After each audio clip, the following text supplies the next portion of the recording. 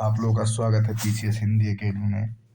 दोस्तों, आज मैं आप लोगों को कक्षा 11 की एनसीईआरटी का अध्याय नंबर 12 पढ़ाऊंगा। अध्याय का नाम है दोस्तों, विश्व की जलवायु एवं जलवायु परिवर्तन। विश्व की जलवायु का अध्ययन जलवायु संबंधी आंकड़ों एवं जानकारियों को संगठित करके किया जा सकता है। इन आंकड़ों को आसानी से समझने व उनका वर्णन और विश्लेषण करने के लिए उन्हें अपेक्षाकृत छोटी इकाइयों में बांटकर संश्लेषित किया जा सकता है। जलवायु का वर्गीकरण तीन बृहद बृहद उप गमनों द्वारा किया गया है। ये वे हैं कि जननिक और अनुप्रयुक्त अनुभाविक वर्गीकरण प्रक्षेपित किए गए हैं। विशेष रूप से तापमान एवं वर्णन से संबंधित आंकड़ों पर आधारित होता है।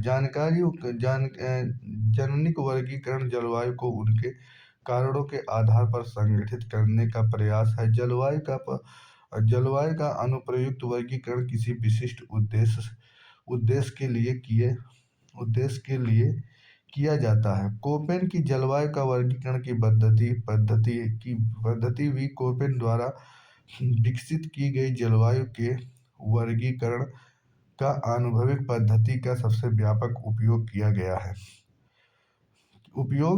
किया जाता है। कोपेन ने वनस्पति वितरण के जलवायु के बीच घनिष्ठ संबंध की पहचान की है। उन्होंने तापमान तथा वर्षण के कुछ निश्चित मानों का चयन करते हुए उन वनस्पति के विवरण से संबंधित स्थापित किए हैं। इन मानों का उपयोग जलवायु वर्गीकरण के लिए किया जाता है। वर्षा एवं तापमान के माध्यम से वार्षिक एवं मध्यमान मानसिक आंकड़ों पर आधारित यह एक अनुभविक पद्धति है। उन्होंने जलवायु के समूहों एवं प्रकारों को पहचान करने के लिए बड़े तथा छोटे अक्षरों का प्रयोग का आरंभ किया है। सन 1918 में विकसित तथा समय के साथ संशोधित हुए कोपेन की यह पद्धति आज भी लोकप्रिय और प्रचलित है। कोपेन ने 5 प्रमुख जलवायु समूह निर्धारित किए जिनमें से 4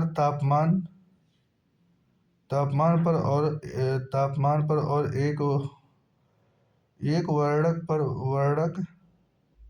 पर आधारित है। कोपेन के जलवायु समूह एवं उनकी विशेषताओं की सारणी 12.1 में दिया गया है कि बड़े अक्षर ए, सी, डी तथा ई आर्द्र जलवायु को तथा कोपेन के अनुसार जलवायु के समूह उष्णकटिबंधीय जो होता है दोस्तों, सभी महीनों का औसत तापमान 18 डिग्री सेल्सियस से अधिक होता है। और जो शुष्क जलवायु होती है, वर्षण की तुलना में विभव वाष्पीकरण की अधिकता होती है। और क्रोष्ण शीतोष्ण जो होता है दोस्त, सर्वाधिक ठंडे महीने में औसत तापमान 3 डिग्री सेल्सियस से अधिक किंतु 18 डिग्री सेल्सियस से कम। मध्य अक्षांशीय जलवायु शीतल हिमवन जलवायु वर्ष के सर्वाधिक ठंडे महीने का औसतन तापमान 0 तापमान में 3 डिग्री नीचे। शीत जो होता है, सभी महीनों का औसत तापमान 10 डिग्री सेल्सियस से कम और उच्च भूमि ऊंचाई के कारण शीत। अब आप लोग आइए दोस्त, बी अक्षर शुष्क जलवायु के निरूपित करता है। जलवायु समूहों के पराक्रम एवं वर्षा के मौसमी विशेषताओं के आधार पर कई उपवर्गों में विभाजित किया गया है, जिससे छोटे अक्षरों द्वारा अभिहित किया गया है। शुष्कता वाले मौसम को छोटे अक्षरों में दोस्तों एफ, एम, डब्ल्यू और एस द्वारा इंगित किया गया है। इसमें एफ शुष्क मौसम के न होने को यम मानसून जलवायु और डब्ल्यू शुष्क शीत ऋतु के कारण की जलवायु उष्ण एवं आर्द्र रहती है। यहाँ वार्षिक तापांतर बहुत कम तथा वर्षा अधिक होती है।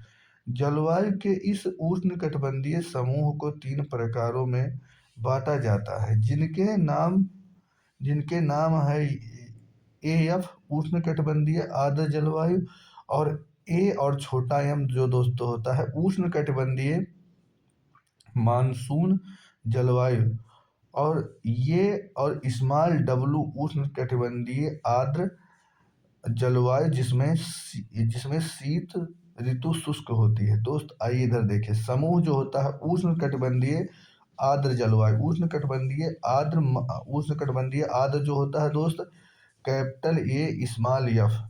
उष्णकटिबंधीय मानसूनी जो होता है कैपिटल ए स्मॉल यम। उष्णकटिबंधीय एवं आर्द्र शुष्क जो होता है दोस्त कैपिटल ए स्मॉल डब्लू। अब आप लोग आइए शुष्क जलवायु, उपोष्ण उपोष्ण कटिबंधीय स्टेपी जो दोस्त होता है ये capital B capital S small H. उपोष्ण कटिबंधीय मरुस्थल जो होता है दोस्तों capital B capital W small H. मध्य अक्षांशीय स्टेपी जो होता है दोस्त कैपिटल बी कैपिटल एस और स्मॉल के। मध्य अक्षांशीय मरुस्थल capital B capital W small K. अब आप लोग आइए दोस्त इधर देखिए, कोर्ण शीतोष्ण मध्य अक्षांशीय जलवायु, आदर्श उपोष्ण कटिबंधीय कैपिटल सी स्मॉल एफ ये। उसके बाद भूमध्य सागरीय जो दोस्त होता है ये कैपिटल सी और स्मॉल एस ए। समुद्री पश्चिमी तटीय जो होता है दोस्त capital C small F small B. शीतल हिम वन जलवायु जो होता है दोस्त आर्द्र महाद्वीपीय डी और एफ। उप ध्रुवीय जो होता है दोस्तों डी और स्मॉल डब्ल्यू। शीत जलवायु टुंड्रा ध्रुवीय हेमिस्टोपी ई एफ। उच्च भूमि हिमाच्छादित उच्च भूमियां को यस शुष्क ग्रीष्म ऋतु को इंगित करते हैं। छोटे अक्षर ये बी तथा बी तापमान की उग्रता वाले भाग को दर्शाते हैं। बी समूह की जलवायु को उपविभाजित करते हुए स्टोपी अथवा अर्ध शुष्क के लिए यस का मरुस्थल के लिए डब्ल्यू तथा बड़े अक्षरों का प्रयोग किया गया है। जलवायु प्रकारों को सारणी 12.2 में दिखाया गया है। जलवायु समूहों एवं प्रकारों का वितरण सारणी 12 में दर्शाया गया है। उष्णकटिबंधीय जलवायु, उष्णकटिबंधीय आर्द्र जलवायु कर्क रेखा और मकर रेखा के बीच पाई जाती है। संपूर्ण वर्ष में सूर्य के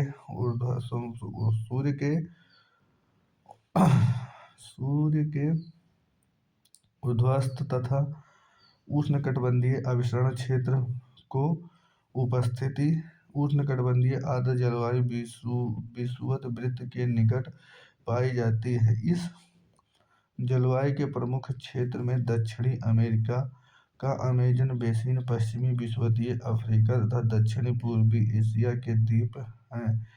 वर्ष के प्रत्येक माह में दोपहर के बाद गरज और बौछार तथा प्रचुर मात्रा में वर्षा होती है। तापमान समान रूप से ऊंचा और वार्षिक तापांतर नगण्य होता है। किसी भी दिन अधिकतम तापमान लगभग 30 डिग्री सेल्सियस और न्यूनतम तापमान लगभग 20 डिग्री सेल्सियस होता है। इस जलवायु में सघन वितान तथा व्यापक जैव विविधता वाले उष्णकटिबंधीय सदा हरित वन पाए जाते हैं। उष्णकटिबंधीय मानसूनी जलवायु भारतीय उपमहाद्वीपीय, दक्षिणी अमेरिका एवं उत्तरी पूर्वी भाग तथा उत्तरी ऑस्ट्रेलिया में पाई जाती है। भारी वर्षा अधिकतर गर्मियों में होती है। शीत ऋतु शुष्क होती है। जलवायु के इस प्रकार का विस्तृत जलवायु विवरण भारत के भौतिक पर्यावरण एनसीईआरटी 2006 में दिया गया। उष्णकटिबंधीय आर्द्र एवं शुष्क जलवायु कैपिटल ए और स्मॉल डब्ल्यू। उष्णकटिबंधीय आर्द्र एवं शुष्क जलवायु ए और स्मॉल एफ के हिमालय के जलवायु प्रदेशों में उत्तरी एवं दक्षिण में पाई जाती है। इसकी सीमा महाद्वीपों के पश्चिमी भाग एवं शुष्क जलवायु के साथ और पूर्वी भाग में कैपिटल सी और स्मॉल एफ तथा कैपिटल सी और स्मॉल डब्लू प्रकार की जलवायु के साथ पाई जाती है। विस्तृत कैपिटल ए स्मॉल डब्लू जलवायु दक्षिण अमेरिका के ब्राजील के वनों के उत्तर क्षेत्र में, दक्षिणी में बोलीविया और पैराग्वे के निकटवर्ती भागों में, सूडान के मध्य अफ्रीका के दक्षिण में पाई जाती है। इस जलवायु में वार्षिक वर्षा कैपिटल ए स्मॉल एफ तथा कैपिटल ए स्मॉल एम जलवायु प्रकार की अपेक्षा काफी कम है। विचारशील है कि आर्द्र ऋतु छोटे और शुष्क ऋतु के भीषण व लंबी होती है। तापमान वर्ष भर दोस्त बताया गया तापमान होता है वर्ष भर ऊंचा रहता है और शुष्क ऋतु में दैनिक तापमान सर्वाधिक होता है। इस जलवायु में पर्णपाती वन के पेड़ों से ढकी घास भूमियां पाई जाती हैं। अब आप लोग आइए दोस्तों, शुष्क जलवायु जिसको बी से दर्शाया गया है, कैपिटल बी से दर्शाया गया है। शुष्क जलवायु की विशेषता अत्यंत न्यून वर्षा है जो पादपों की वृद्धि के लिए पर्याप्त नहीं है। यह जलवायु पृथ्वी के बहुत बड़े भाग पर पाई जाती है जो विषुवत वृत्त से 15 से 60 डिग्री उत्तरी अक्षांश दक्षिण अक्षांश के बीच विस्तृत है। 15 से 30 डिग्री में निम्न अक्षांशों में यह उपोष्णकटिबंधीय उच्च वायुदाब क्षेत्र में पाई जाती है जहाँ तापमान का अवतरण और उत्क्रमण वर्षा नहीं होने देते हैं। महाद्वीपों के पश्चिमी सीमांतों पर ठंडी धाराओं के अनन्य क्षेत्र में, विशेषतः दक्षिणी अमेरिका के पश्चिमी तट पर, यह जलवायु विषुवत वृत्त की ओर अधिक विस्तृत और तटीय भाग में पाई जाती है। मध्य अक्षांशों में विषुवत वृत्त से 35 डिग्री से 60 डिग्री उत्तरी और दक्षिणी के बीच यह जलवायु महाद्वीपों के उन आंतरिक भागों तक परिरुद्ध होती है जहां पर्वतों से घिरे होने के कारण प्रायः समुद्री आर्द्र पवनें नहीं पहुंच पाती हैं। अब आइए आप लोग दोस्तों, शुष्क जलवायु में को स्टोपी अथवा अर्ध शुष्क जलवायु को स्मॉल कैपिटल एस और कैपिटल बी कैपिटल एस में मरुस्थल जलवायु कैपिटल बी कैपिटल डब्ल्यू में विभाजित किया जाता है। इसे आगे 15 डिग्री सेल्सियस से 35 डिग्री सेल्सियस अक्षांशों 15 डिग्री से लेकर 35 डिग्री अक्षांशों के बीच उपोष्ण एवं कटिबंधीय steppe capital B capital S small H और उपोष्ण कटिबंधीय मरुस्थल capital B capital W small H में बांटा जाता है। 35 डिग्री से 60 डिग्री अक्षांशों के बीच इसे मध्य अक्षांशीय steppe capital B capital S small K तथा मध्य अक्षांशीय मरुस्थल capital B capital W small K में विभाजित किया जाता है। अब आप लोग जानिए दोस्त, उष्ण कटिबंधीय steppe capital B capital S small H योम उपोष्ण कटिबंधीय मरुस्थल capital B capital W small H जलवायु उपोष्ण कटिबंधीय स्टोपी योम उपोष्ण कटिबंधीय मरुस्थल जलवायु में वर्षण और तापमान के लक्षण एक समान होते हैं। आर्द्र एवं शुष्क जलवायु के संक्रमण क्षेत्र में अवस्थित होने के कारण उपोष्ण कटिबंधीय स्टोपी जलवायु के मरुस्थल जलवायु की अपेक्षा वर्षा थोड़ी ज्यादा होती है जो विरल घास भूमियों के लिए पर्याप्त होती है। वर्षा दोनों ही जल में परिवर्तनशीलता होती है। वर्षा की परिवर्तनशीलता मरुस्थल की अपेक्षा स्टोपी में जीवन को अधिक प्रभावित करती है। इससे कई बार अकाल की स्थिति पैदा हो जाती है। मरुस्थलों में वर्षा थोड़ी किंतु गरज के साथ तीव्र बौछार के रूप में होती है जो मृदा की नमी पैदा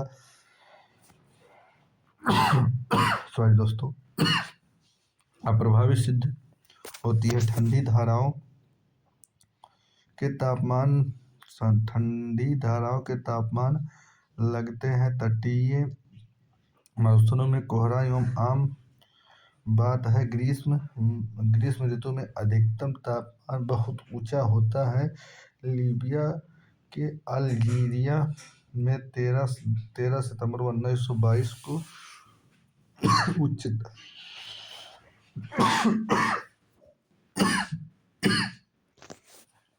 लीबिया के अल्जीरिया में 13 सितंबर 1922 को उच्च तापमान में 58 डिग्री सेल्सियस दर्ज किया गया है तथा कर किया गया था। इस जलवायु में वार्षिक और दैनिक तापांतर भी अधिक पाए जाते हैं। कृष्ण शीतोष्ण और मध्य अक्षांशीय जलवायु सी। क्रूड शीतोष्ण मध्य अक्षांशीय जलवायु 30 डिग्री से 50 डिग्री अक्षांशों के मध्य मुख्यतः महाद्वीपों के पूर्वी और पश्चिमी सीमांतों पर विस्तृत है। इस जलवायु में सामान्यतः ग्रीष्म ऋतु कोड़ और शीतोष्ण ऋतु मृदुल होती है। इस जलवायु को 4 प्रकारों में वर्गीकृत किया गया है। आर्द्र उपोष्ण कटिबंधीय अर्थात सर्दियों में शुष्क और गर्मियों में उष्ण CWA। भूमध्य सागरीय CS। आर्द्र उपोष्णकटिबंधीय आर्द्र ऋतु एवं शुष्क ऋतु में अवस्थित तथा मृदुल शीत ऋतु CFA। समुद्री पश्चिमी तटीय जलवायु C (() उष्ण आर्द्र उपोष्णकटिबंधीय जलवायु C और ((WA)। आर्द्र उपोष्णकटिबंधीय जलवायु कर्क एवं मकर रेखा से ध्रुव की ओर मुख्यतः भारत के उत्तरी मैदान और दक्षिणी चीन के आंतरिक मैदानों में पाई जाती है। ये जलवायु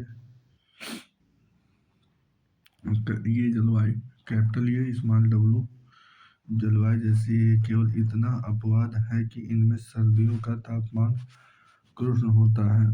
भूमध्य सागरीय जलवायु CS। जैसा कि नाम से स्पष्ट है कि भूमध्य सागरीय जलवायु भूमध्य सागर के चारों ओर तथा उपोष्णकटिबंधीय से 30 डिग्री से 40 डिग्री अक्षांशों के बीच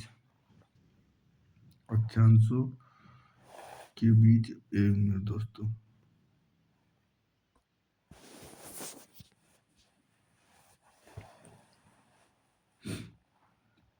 अक्षांशों के बीच महाद्वीपों के पश्चिमी तट के साथ पाई जाती है। मध्य कैलिफोर्निया, मध्य चिली तथा ऑस्ट्रेलिया के दक्षिणी पूर्वी और दक्षिणी पश्चिमी इसके उदाहरण हैं। ये क्षेत्र ग्रीष्म ऋतु में उपोष्णकटिबंधीय उच्च वायुदाब तथा शीत ऋतु में पछुआ पवनों के प्रभाव में आ जाते हैं। इस प्रकार उष्ण एवं शुष्क गर्मियों तथा मृदु में वर्षायुक्त सर्दियों एवं जलवायु की विशेषता है। ग्रीष्म ऋतु के औसत मासिक तापमान 25 डिग्री सेल्सियस के आसपास तथा शीत ऋतु में 10 डिग्री सेल्सियस से कम रहता है। वार्षिक वर्षा 35 से 90 डिग्री सेंटीमीटर के बीच होता है। आर्द्र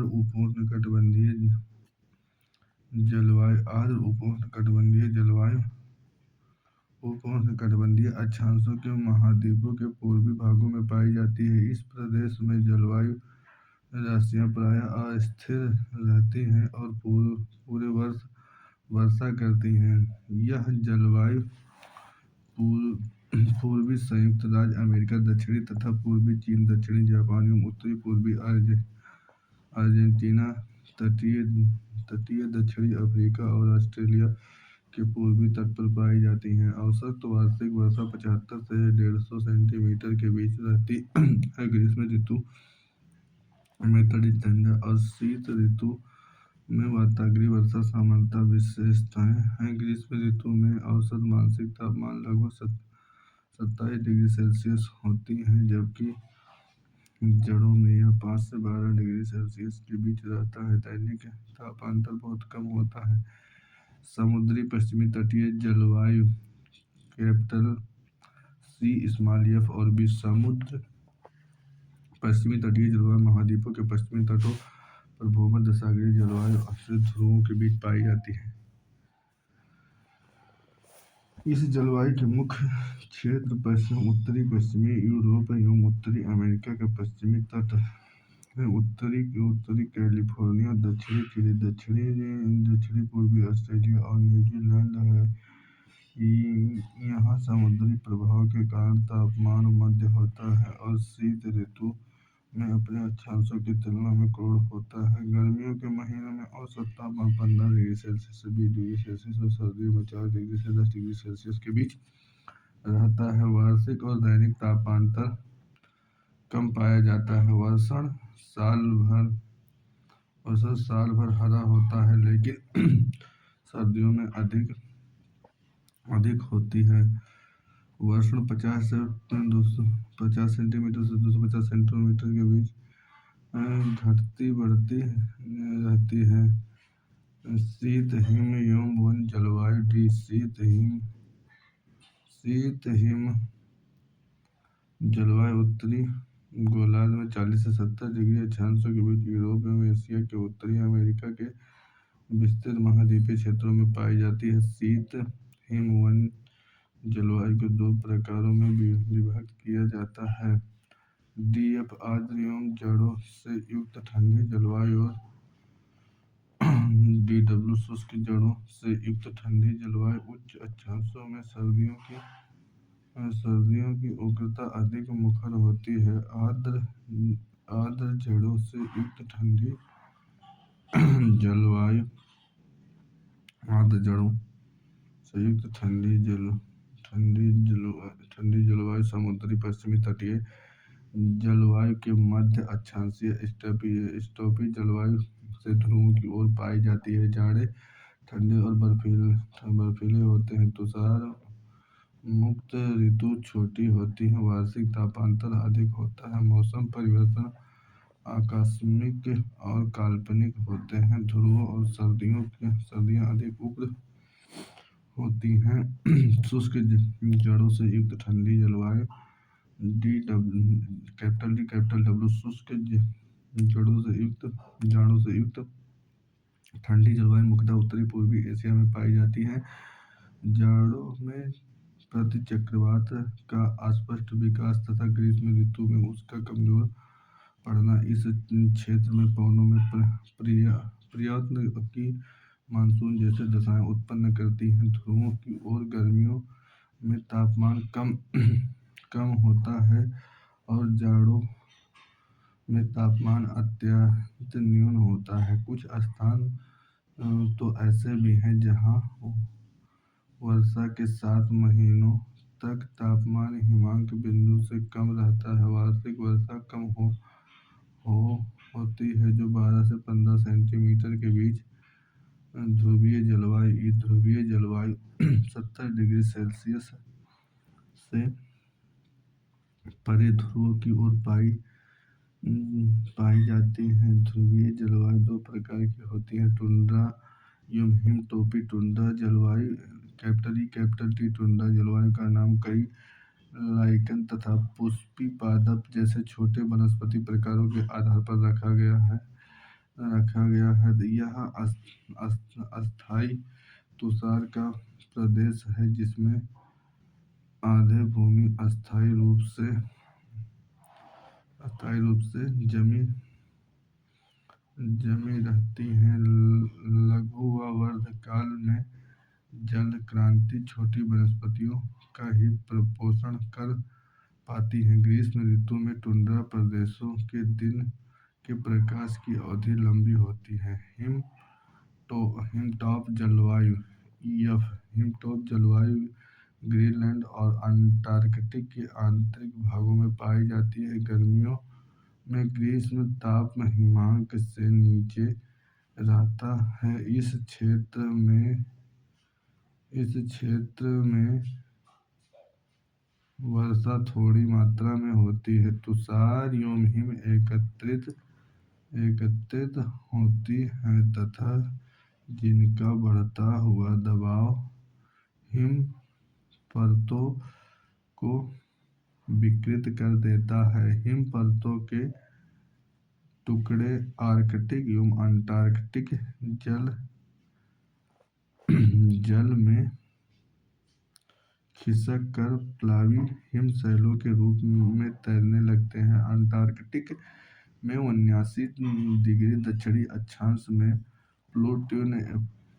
प्लेट्यू स्टेशन पर भी यही जलवायु पाई जाती है। उच्च भूमि जलवायु भौम्याकृत द्वारा नियंत्रित होती है। पर्वतों के थोड़ी थोड़ी दूरियों पर मध्य तापमान में भारी परिवर्तन पाए जाते हैं।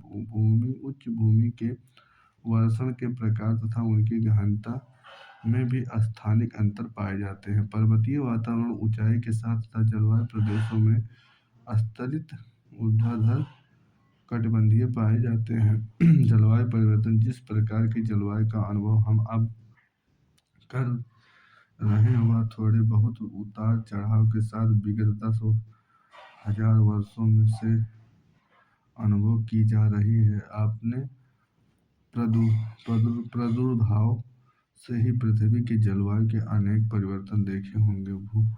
भूगर्भिक अभिलेख से हिमयुगों और अंतर हिमयुगों में क्रमशः परिवर्तन की प्रक्रिया परिलक्षित होती है। भू आकृति लक्षण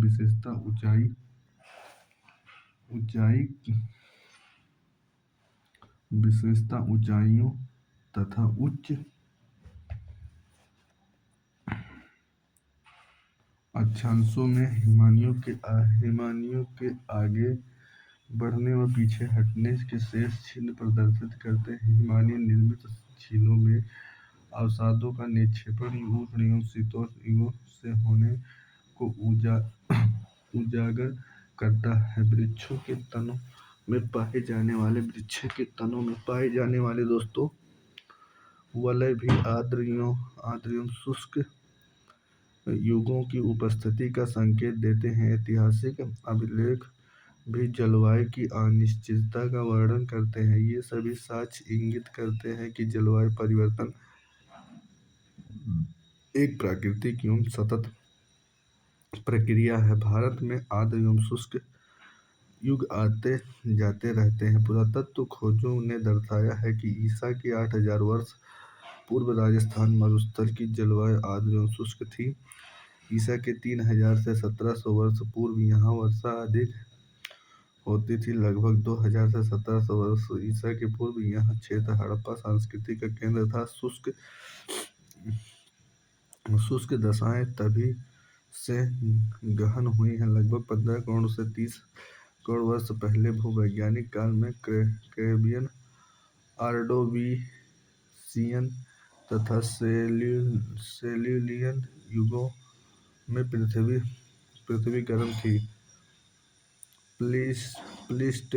प्लीस्टोसीन युगांतर के दौरान हिमयुग और अंतर हिमयुग अवधियां रही हैं। अंतिम प्रमुख हिमयुग आज से 18,000 वर्ष पूर्व तथा वर्तमान अंतर में हिमयुग 10,000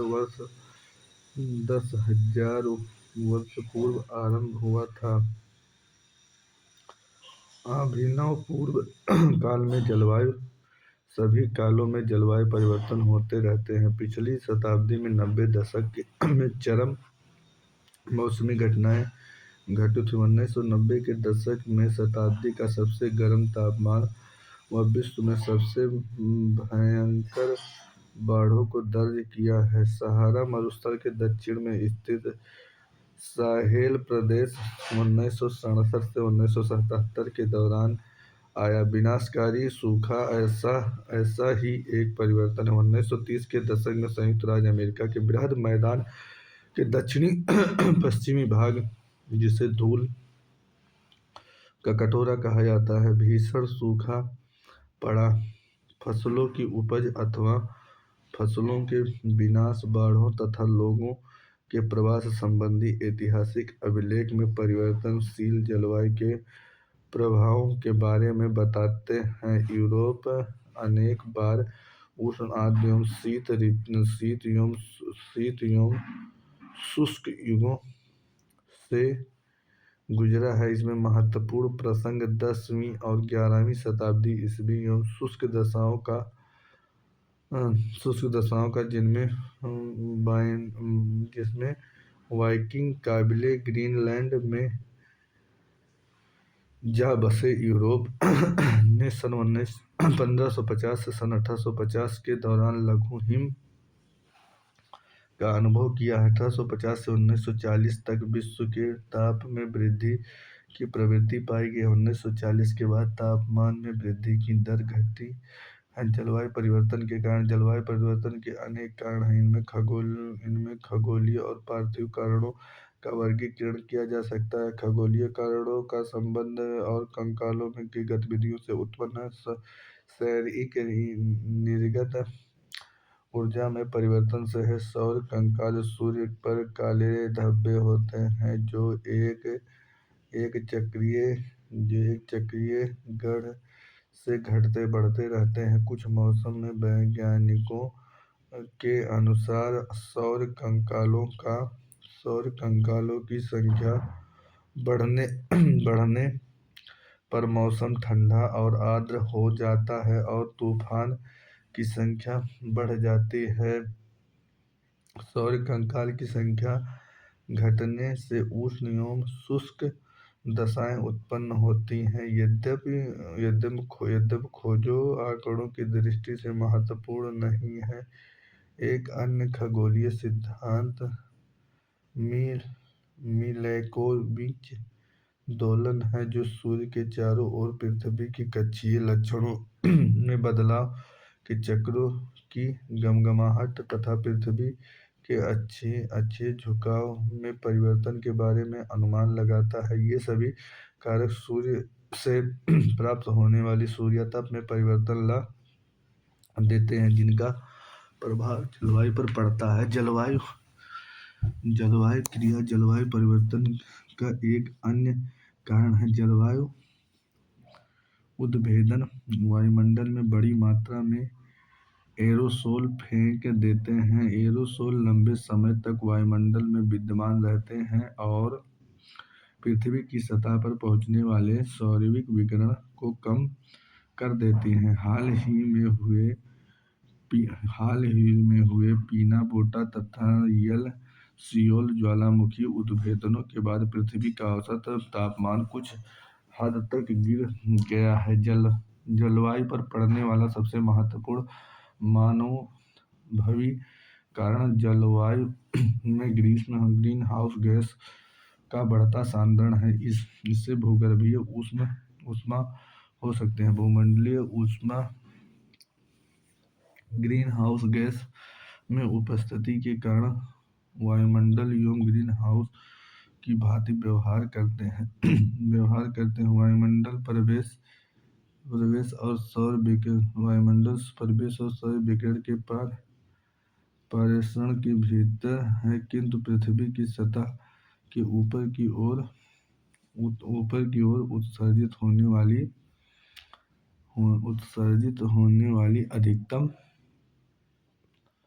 दीर्घ तरंगें को अवशोषित कर लेती हैं। ये गैसें जो विकिरण की दीर्घ तरंगों को अवशोषण करती हैं ग्रीन हाउस गैस कहलाती हैं। वायुमंडल का तापन करने वाली प्रक्रिया को सामूहिक रूप से ग्रीन हाउस प्रभाव का वर्तमान की चिंता के कारण बनी हुई है। Green house gas carbon dioxide को क्लोरोफ्लोरोकार्बन्स और मीथेन, नाइट्रस ऑक्साइड और ओजोन है। कुछ अन्य गैसें जो नाइट्रिक ऑक्साइड और कार्बन मोनोऑक्साइड आसानी से ग्रीन हाउस गैस की प्रक्रिया करती हैं।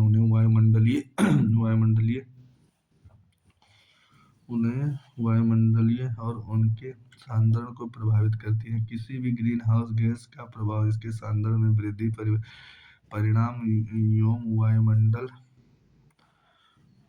एवं वायुमंडल में इसके जीवन काल तथा इसके द्वारा अवशोषित विकिरण की तरंग लंबाई पर निर्भर करती हैं। क्लोरोफ्लोरोकार्बन अत्यधिक प्रभावी होते हैं। समताप मंडल में पराबैंगनी किरणों को अवशोषित करने वाली ओजोन जब निम्न समताप मंडल में उपस्थित होती है, तब वह पार्थिव विकिरण को अत्यंत प्रभावी ढंग से अवशोषित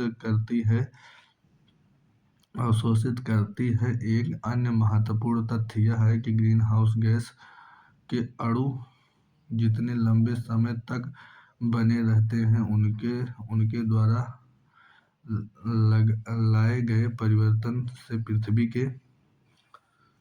एक मिनट दोस्तों, पृथ्वी के वायुमंडलीय तंत्र को उभरने में उतना ही अधिक समय लगता है। वायुमंडल में उपस्थित ग्रीन हाउस गैस में सबसे अधिक सांद्र कार्बन डाइऑक्साइड का उत्सर्जन मुख्यतः जीवाश्म ईंधनों, तेल, गैस एवं कोयला के दहन से होता है। वन एवं महासागर कार्बन डाइऑक्साइड ऑक्साइड के कुंड होते हैं। वन अपनी वृद्धि के लिए CO2 का उपयोग करते हैं। भूमि उपयोग में परिवर्तन के कारण की गई जंगलों की कटाई भी CO2 की मात्रा बढ़ती है। अपने स्रोतों में हुए परिवर्तन से संचालित करने के लिए CO2 का 20 से 50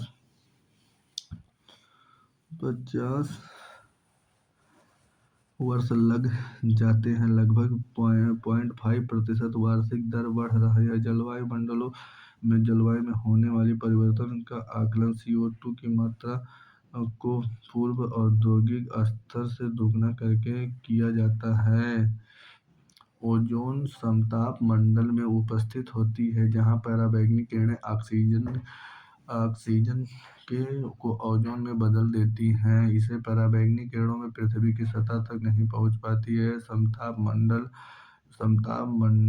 में वहित होने वाली ग्रीन हाउस गैस भी ओजोन को नष्ट करती है। ओजोन का सबसे अधिक ह्रास अंटार्कटिक के ऊपर हुआ है। समताप मंडल में ओजोन सांद्रण का ह्रास ओजोन छिद्र कहलाता है। यह छिद्र पराबैंगनी किरणों को क्षोभमंडल से गुजरने देती है। वायुमंडल की ग्रीन हाउस गैसों में उत्सर्जन को कम करने के लिए अंतरराष्ट्रीय स्तर पर प्रयास किए गए हैं। सबसे महत्वपूर्ण टोक्यो प्रोटोकॉल है, जिसकी उद्घोषणा 1997 में की गई है। 2005 में प्रभावी हुई उद्घोषणा से 141 देशों में अनुमोदन किया गया है। टोक्यो प्रोटोकॉल में 35 औद्योगिक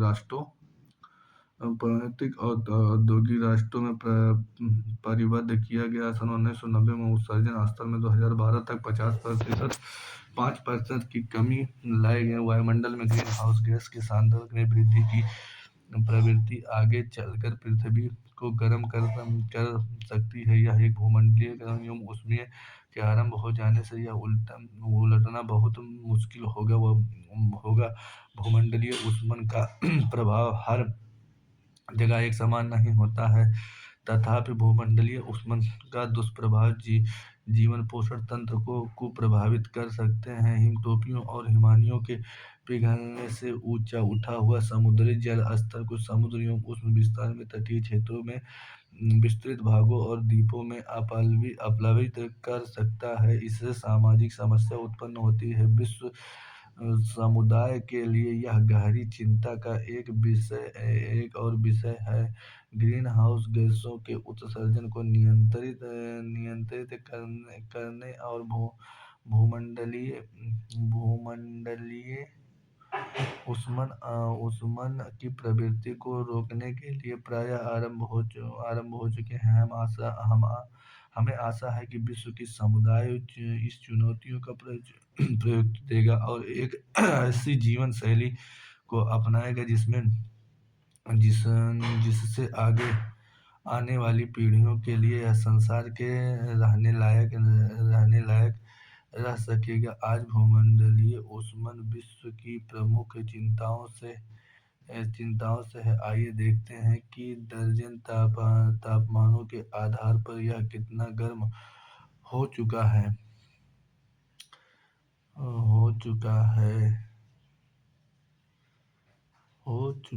तापमान के उपलब्ध आंकड़ों में 19वीं शताब्दी के पश्चिमी